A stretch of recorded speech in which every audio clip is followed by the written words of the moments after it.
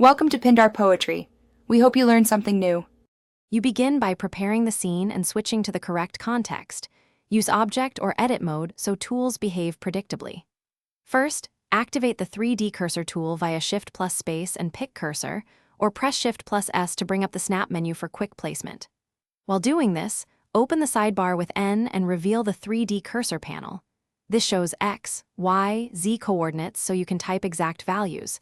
Once done, you're ready to place the cursor precisely. Now you place and refine the cursor position with intentional control. Left-click sets a quick location, but for accuracy use Shift plus S and choose cursor to selected to snap directly to an object, vertex, edge, or face. This helps align tools and pivots. If you need repeatable precision, type coordinates into the sidebar. Choose global versus local orientation, depending on whether you want world or object relative placement. Also toggle snapping modes like vertex or increment to make sure the cursor lands exactly where it's useful. Finally, you use the cursor to control transformations and fix problems quickly. Switch the pivot point dropdown to 3D cursor so rotations and scales use that exact location.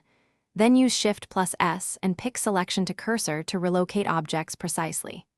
If the cursor behaves oddly, out of view or offset, press Shift plus C to recenter it and view all, or simply type new coordinates into the sidebar to correct position. One key troubleshooting tip: confirm you're in the expected mode, because edit versus object mode affects snapping and Thanks for watching.